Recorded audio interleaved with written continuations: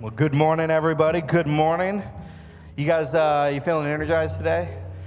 That's surprising because during the rain, I am the opposite of energized. Like, as soon as I see rain, I'm just like, oh, nap time. Like time, even if I just woke up, I'm like, go back to bed. And so I'm just like James and George and Christina and the whole staff said, man, I'm just so honored you guys showed up today. You guys are here hanging out. Man, it is awesome. You guys are Nebraskans. You're like, if I still show up during the snow, I'll show up during the rain.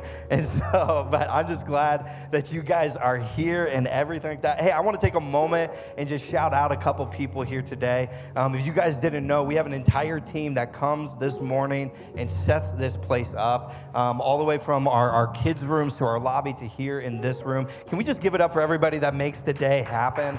Come on, we can do a little bit better. Come on. There we go. I like that. Man, we don't have church without people who make church happen. That's the reality. This is anything that exists in this world. It never just happens by accident. And that goes all the way to your actual creation. The reason why you exist in here. You are not by accident. You didn't just stumble into this world. You have an incredible purpose on your life. And without you here, this place is much more empty. Not just because of your absence, because we miss your purpose. And so I'm just glad you guys are here. I'm glad you're diving in and learning more about your purpose, who you are. Were you guys here this last Sunday? Who is here this last Sunday? Awesome. I want to encourage you, go online. You can go on YouTube. You can check out our podcast and listen to last message. We talked about H2O. We talked about a little bit of water and how to overcome. We turned H2O into an acronym, right?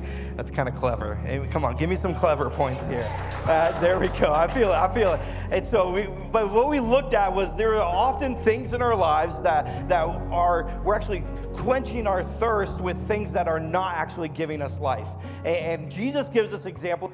He is living water. He gives you a new life, a refreshing, a restoration, a bringing back to life, and from your old way to a new way, to all the things. This is the promise of a life with Jesus. And so I brought up 2 cups of water because I need some extra H2O today. And here's the thing, a life with Jesus is the way to overcome anything in your life. And so today I want to build on top of that message. We talked about the idea of how to overcome, and I think many of us go, great, you told me how, but I want us to look at what we're actually overcoming. And so today I think it's kind of like aptly put, but I want to talk about the storms that happen in life. And here's what I mean by storms. I think they come in all shapes and sizes, right? It could be an emotional storm, something that emotionally is happening to you that feels like it's against your control. Maybe it's a spiritual storm. You're doing some like, God, are you real? Or do you exist? Is this even like, if you're a good God, then why does this happen? If you love all people, why do these people feel so much hurt, so much pain? Why has history not shown so much of the goodness that I hear? Maybe you're going through that type of spiritual storm. Maybe you're going through a physical storm. There's something, you got a diagnosis, you got an illness, you got something physically that you're dealing with, and you're going, man, this is actually hindering the pleasure and the joy that I normally would have in life if I didn't have this physical storm in my life.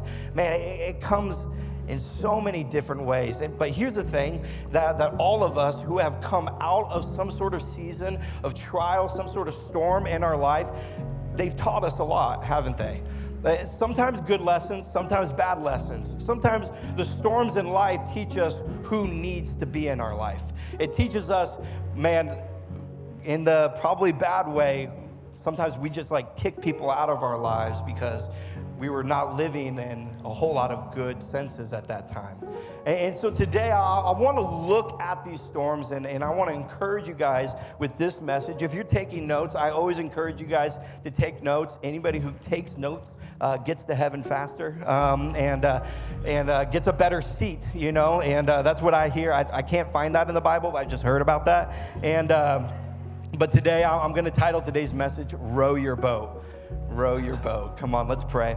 God, I thank you for Dwell Church. I thank you for everything that you're doing in our lives, the people that are here. God, the people who aren't here that are feeling sick, they're down for the count. But God, I just pray right now that everyone who is not able to make it, God, that they get rested, they wake up knowing that it was you who gave them rest. It was you who gave them clarity. It was you who gave them a new chance. So God, we love you. We give this to you. And in Jesus' name, everyone say amen.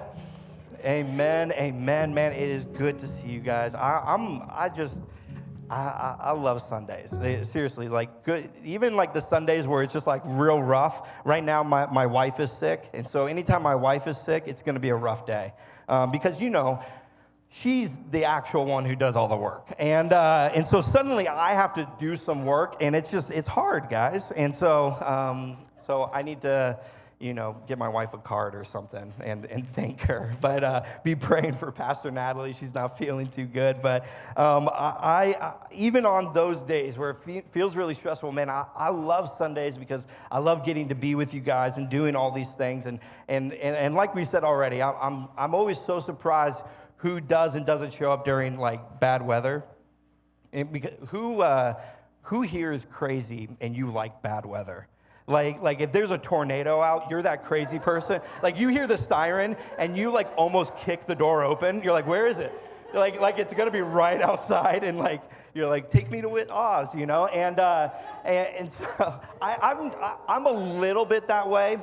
Here's the thing, I'm a little bit that way, but I grew up in the Midwest, but then I moved to the mountains.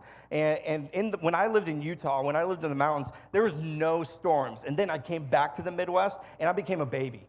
Because I was just like, what's all this? Why are there so many sirens? Like, why is all this happening? Isn't this supposed to be the safe place to live, Like, if you're in California, you're just waiting for an earthquake.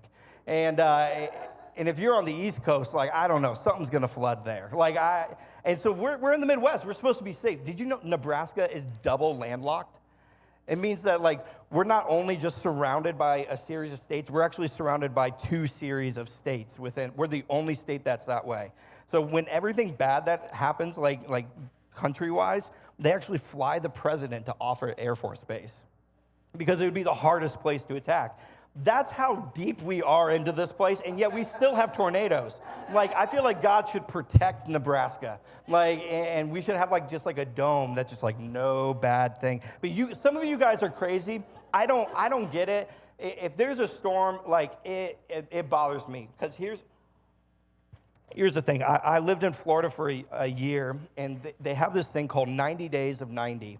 Which is between June and August is 90 degrees or above every day, and humidity is it's 80% humidity, and so even if you don't have frizzy hair, you look it's just everywhere, and then it rained, and so the reason why it was all humid wasn't just the oceans, it rained every day, and it would rain for 5 minutes, and then it would just be 100-degree heat, and those who've been to Disney World, you know what I'm talking about, It is crazy. And so when I moved there, I started, when you're in Florida, it's kind of common, it's hurricane season. You're going to hit some sort of, back weather from hurricane or something that's coming up. And I remember reading on the news one time, or I was watching the news one time, and a hurricane, it was kind of like a lighter hurricane. It was, it wasn't going to hit us too hard. But there was a homeless man who lived on the beach in Fort Myers, Florida, and they were interviewing him, and they were like, "Sir, are you going to take shelter because a hurricane's coming?" And he goes, "No, I live on this beach. I'm not going to abandon my home." And the dude, and then the news was just showing an image of him sitting on the beach as rain was coming down, and they're like, "We'll see if we see Gary tomorrow." And I didn't see what happened after that, but I'm just assuming Gary was okay. But there's some of you people, you like storms. Okay, how about this? Has it ever rained on vacation before? There is nothing worse than spending a year's worth of saved up money to go to the Bahamas, and it rains. And you're like, what am I supposed to do? Play cards? It is the worst. Again, I went on a Florida vacation one time. I went. It was was Florida, it was San Diego, it was California. And I'd never been to California before, and it was supposed to be like our beach day. Like we were gonna go to the beach, and we woke up, and it was all sunny and bright. We went to breakfast, and then just out of nowhere, like storm cloud. And it hadn't like rained in San Diego in like a month.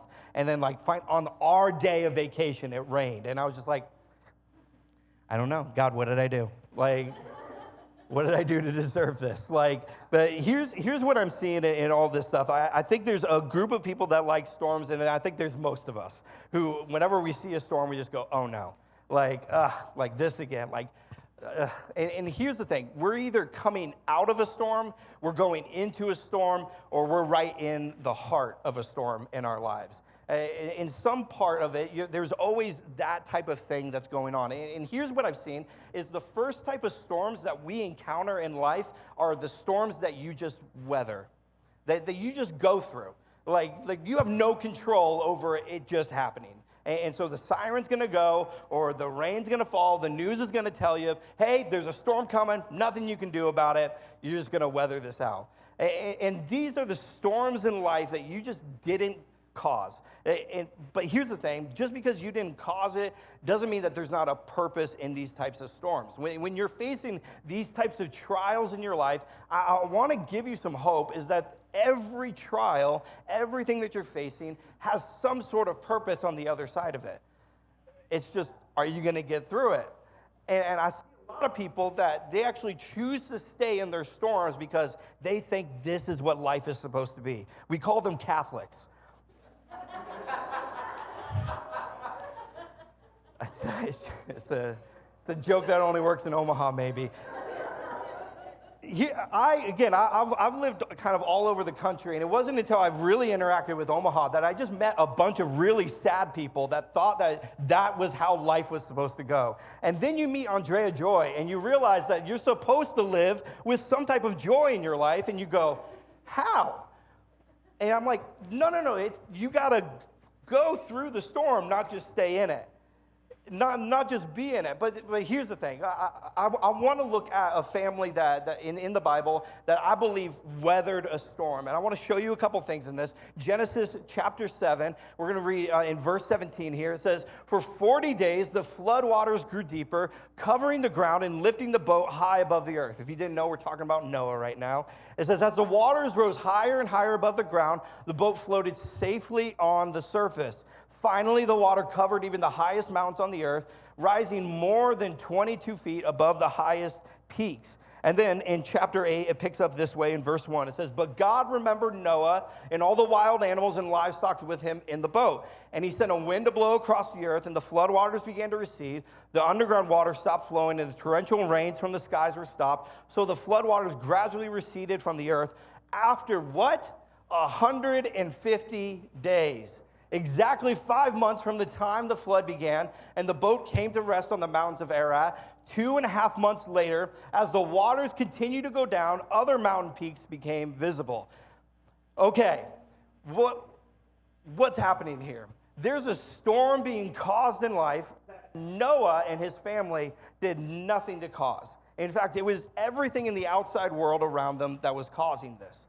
And here's some of the beginning that I want to place us in, is that there were storms that happened around you because you were once a child raised by somebody, and that somebody was an imperfect person, and you went through a storm. If you talk to any therapist or counselor, they always talk about going back to some original trauma, some original pain, and going, where did it start? Because we don't want to just fix a surface problem. We want to go back to the beginning of something that hurt you. So there was a storm some point in your life. If you're facing something right now, I'm telling you, there was something in your life that caused the initial thing that you did nothing to start it.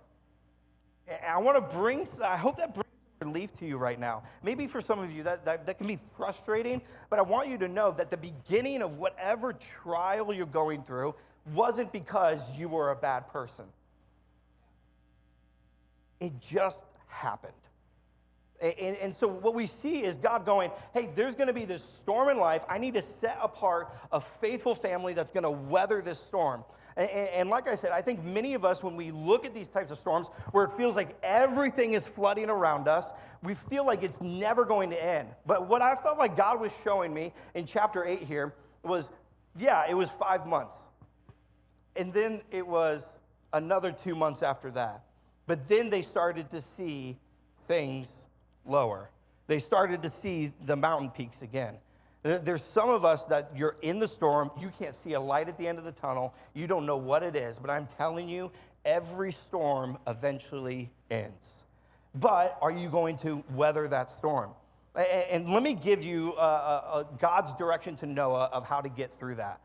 Avoid isolation at all costs, as much as you can, whatever you have to do. Some of us, we live alone, get a dog. I don't know. Get a friend, come to church, be around somebody, go outside, hang out at like a bowling alley. I don't know, do something, but avoid isolation. Here's the thing, idle hands do the devil's work. Whenever you're alone, you're by yourself, you are not the best version of yourself. Even you introverts in here.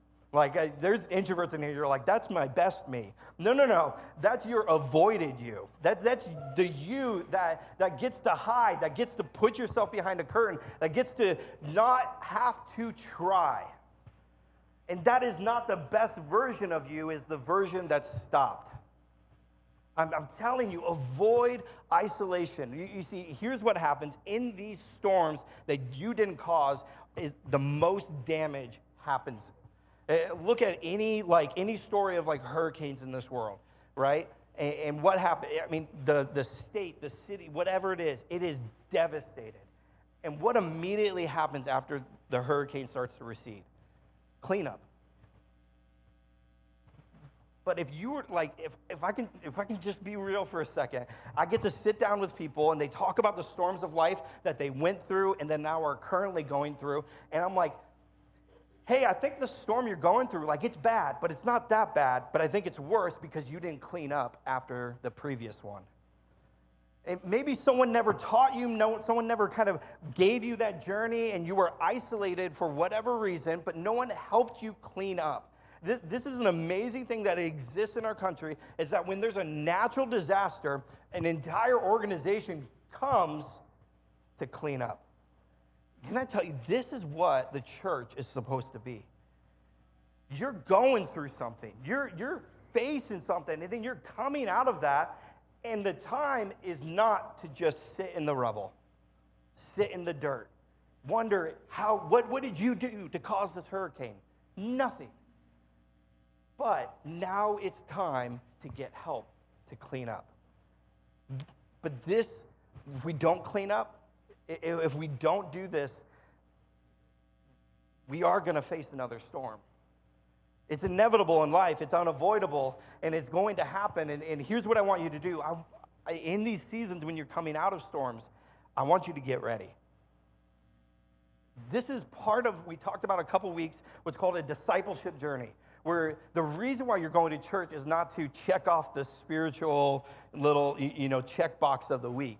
It's not just to feel good or just to kind of, give the wave and be like, hey, it's good, It's so much more. In fact, these Sundays are supposed to help you get ready.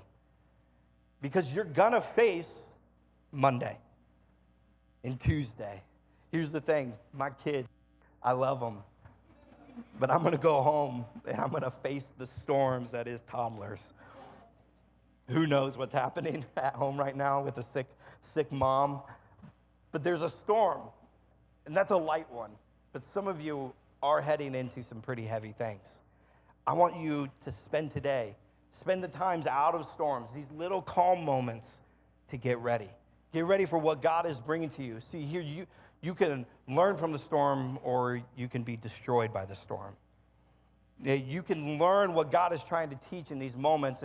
But here's one of the questions that you could start looking, you should start asking yourself, what steps can you take to avoid this happening again? What steps can be placed in order to avoid destruction again? There's a scripture in the Bible where Jesus says, don't build your house on sinking sand. Instead, build it on the rock. that will be able to take all the punishments of the winds and the waves. There's I think it's in Glasgow, Scotland, there's a castle that is built on top of a castle that's sunk into a swamp. And then that second castle also sunk. And then they built another castle on top of it. And then the current castle that's on there is still slowly sinking into a swamp. Quit building castles on swamps. Like, I don't care if you're building another castle on top. Here's the thing. Quit building your house on sinking sand. Build it on something that's solid. Avoid isolation. Get ready. Because if you don't, here's what you're going to head into is a storm that you caused. Nobody likes to hear this one. Nobody likes to hear that there are hardships, there are things in your life that exist because you caused it. This isn't a popular message. I really shouldn't be preaching this, Like, this isn't a first year, church, message. But here's the reality is that, there's stuff you have done that has made your life harder. Like, you've gone on a vacation and you put it all on a credit card. Like, you go, it was a vacation. Come on, Pastor, credit's not bad. Yeah, but you had no plan to, cover that because you also quit your job 2 weeks before. You guys think I'm joking. We've had to have that conversation with people before. Maybe it's like you haven't invested into yourself as a person. You haven't grown yourself as a leader. You haven't grown yourself as just an individual and a human. And so now your relationships are always at odds with each other. Maybe it's your spouse. Maybe it's a friendship. Maybe it's with a parent. And because you didn't keep growing and maturing, you face the reality of the world is going to keep growing without you. Man, these are hard things to reason with because some of it, we are in those situations because of a storm you didn't cause. But now, because you didn't learn the lesson, you're now causing other storms. There's a story like this in the Bible. It's Jonah. You guys ever heard of the story of Jonah? Here, I want to just talk about the first little part of it. You see, Jonah's given a call by God. He's saying, hey, you've been doing all the right things. I want you to go do something. And Jonah goes, nope, which is a really bold thing to do when you heard directly from God, like, James, only eat oranges. And you're like, broccoli it is, God. But that's essentially what we're talking about here. He literally jumps. God goes, hey, go east. And Jonah goes, sweet, I'm going to get on a boat and go west. And here's where in Jonah chapter 1, verse 4 is where we pick up here. It says, but the Lord hurled a powerful wind over the sea. That's not a great thing. When God goes, whoom, and causing a violent storm that threatened to break the ship that Jonah's on apart. Fearing for their lives, the desperate sailors shouted to their gods for help and threw the cargo overboard to lighten the ship. But all this time, Jonah was sound asleep in the hold. Isn't this a picture of us living in our bad decisions? Right? Like, for the first, couple, weeks, maybe months, you ever get in that relationship you shouldn't be in, but they're cute? And so you're like, yeah, Maybe, for some of us, it was, some one-night things. Maybe it was just a weekend thing. And you're not supposed to do it, but, hey, it's fun. And you're getting your fix, and you're feeling good. You're doing all your thing. And so while, future you is about to suffer, you're like, don't got to worry about that person because current me is having a good time. And this is Jonah. It's like a baby, how to put a baby to sleep is you got to rock it a little bit. This is what I imagine Jonah.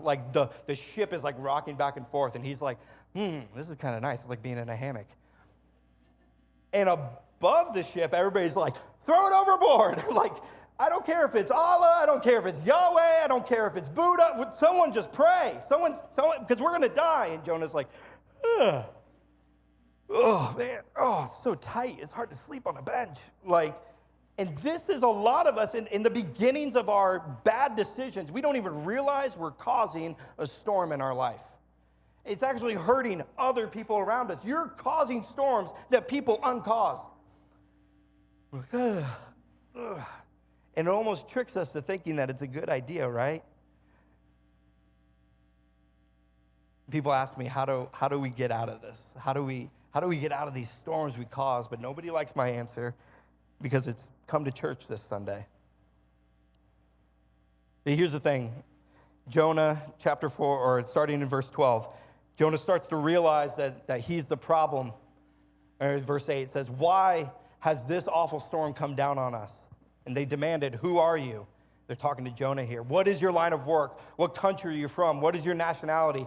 Jonah answered, "I'm a Hebrew, and I worship the Lord, the God of heaven, who made the sea and the land." The sailors were terrified when they heard this, for he had already told them he was running away from the Lord. "Oh, why did you do it?" they groaned. And since the storm was getting worse all the time, they asked him, "What should we do to you to stop the storm?" I see a lot of people, when you're causing issues, you're causing storms in people's lives, and then we start to wonder why everybody's against us. And they're saying things like, "What should we do to you? You're hurting us." And we go like, "No, you're supposed to support me in my pain and all that." Yeah, but you didn't do anything to stop that from coming onto this world. And here's the thing. I want to tell you that in the rest of this world, that response is appropriate because you're hurting people. But here's what I want to promise you. As the pastor of Dwell Church, I can speak for my wife in this. I believe I can. Is that when you come here, you're never going to hear that. Why? I believe James's message during our offering, we're blessed. We got more than enough. You lost something, well, find a way to get it back to you. You feel like you're without, we're going to find a way to bring it back, to bring wholeness to your life. The church, this place, this group of people right here, this is God's only plan to bring wholeness back to your life, to bring things back. And no one, I'm telling you, if it happens, including myself, I got guards I got pastors above me that are listening to my sermons, that are watching what we're doing. And if anybody in this church starts pushing people away because it's difficult to be friends with you, it's difficult to manage this, I'm telling you, that's the only thing that makes you unwelcome at this church. And even then, I'll tell you this, we're going to have a conversation of, "Hey, what's going on? What storm are you facing right now that is pushing so many people away?" I promise you, it's only the person that doesn't want to work, that doesn't want to help, that I go, "We got to throw you overboard." Because here's what happens in the rest of this. In verse 12, Jonah says this, "Throw me into the sea," Jonah said, "and it will become calm again. I know that this terrible storm is all my fault." Instead, the sailors rowed even harder to get the ship to land. But the stormy sea was too violent for them, and they couldn't make it. Then they cried out to the Lord, Jonah's God. "O Lord," they pleaded, "don't make us die for this man's sin, and don't hold us responsible for his death. O Lord, you have sent this storm upon him for your good reasons, for your own good reasons." Then the sailors picked Jonah up, threw him into the raging sea, and the storm stopped at once. The sailors were struck by the Lord's great power, and they offered him a sacrifice and vowed to serve him. Here's something that I need you to know about the storms in your life that you are causing, that you have caused, is that it usually means that there's something that you are holding on to that needs to be thrown overboard. It might be your pride. It might be your sleep schedule. It might be your introvertedness. It might be your pocketbook. It might be your time, your talents, whatever it is. There's something in your life that you're holding on to, and you can't figure out. You've done all the right things. You started keto diets. You started seeing a therapist. You started book club with people, and you're still facing the storm. And I'm telling you, it's because of not what you're adding to your life, but because you haven't subtracted something from your life. I think we're in a culture that's obsessed with addition. What more can you do? What else is possible? How big can you do this? How much money can you make? How big can your business? And I'm telling you that growth can happen just as much from what you remove as much as what you add. Sometimes even more.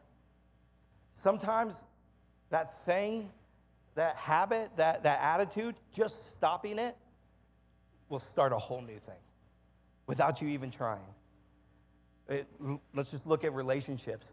If you stopped going to the club to find your boyfriend, to find your girlfriend, like, how am I going to meet people?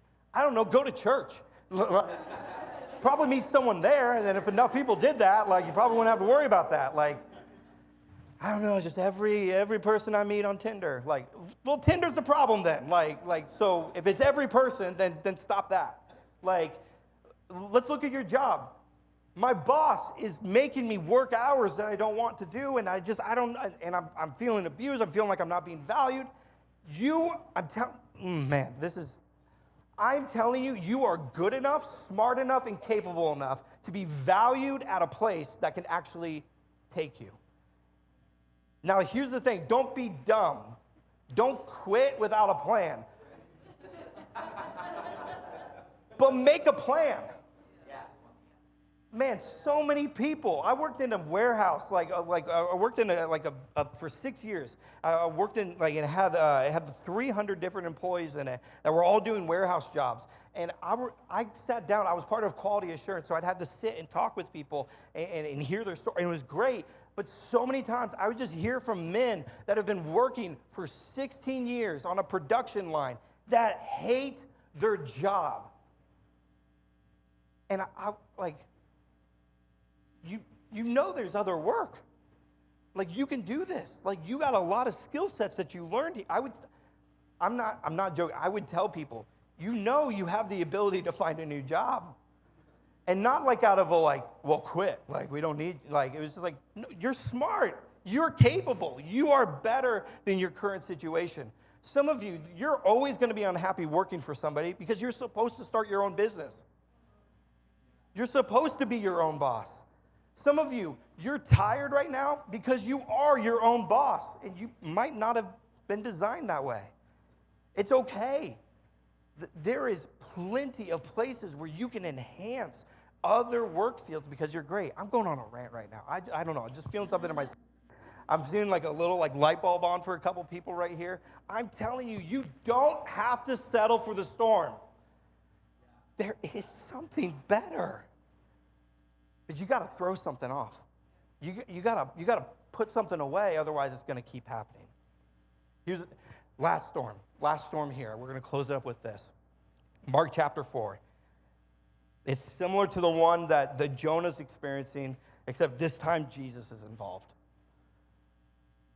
Verse 35, it says, as evening came, Jesus and his disciples, let's cross to the other side of the lake. So they took Jesus in the boat and started out, leaving the crowds behind, although other boats followed. But soon a fierce storm came. High waves were breaking into the boat and began to fill with water. And like Jonah, Jesus was sleeping at the back of the boat with his head on a cushion. The disciples woke him up, shouting, "Teacher, don't you care that we're going to drown?" I feel like that's a lot of us, right? You come to church, and you hear a pastor like me stand up and be like, "You don't gotta go," and what you want to shout out back to me, but because you're polite, you're not gonna do it. Yeah, I'm yelling at Jesus to get me out of this, and you're telling me I caused it. You're telling me I got to sacrifice more? Jesus, where are you? Why are you sleeping? I need you now, Jesus. When Jesus woke up, he rebuked the wind and said to the waves, "Silence, be still." Suddenly the wind stopped and there was great calm. And then he asked them, "Why are you afraid? Do you still have no faith?" The disciples were absolutely terrified. "Who is this man?" they asked each other. "Even the wind and waves obey him." For a second, they forgot who Jesus was. They got the Messiah sitting with them on a boat, and they're worried that that's going to be the thing that ends their life, is a wave. They got Jesus. I got something for you today.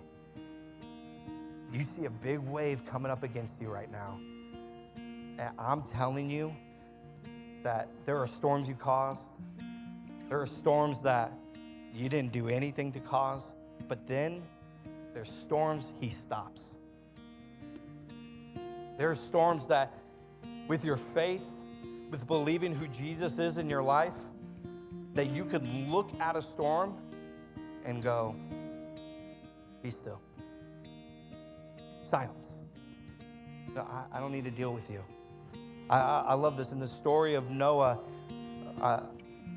God didn't tell Noah to go build a house on top of the mountain. And he didn't tell him to dig beneath the earth or to build high walls to protect the water from coming in. He told them to build a boat and to keep rowing. Weather the storm. Whether you caused it or not, weather the storm, keep rowing. But whether you feel like you have Jesus on the boat with you or not, you feel like he's sleeping on the job or not, I want to urge you, Dwell Church, row your boat.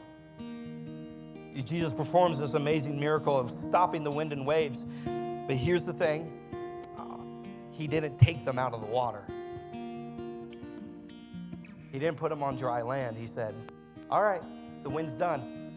You still got work to do. This boat needs to keep moving forward. Yeah, stop this storm. I want you to know, get ready.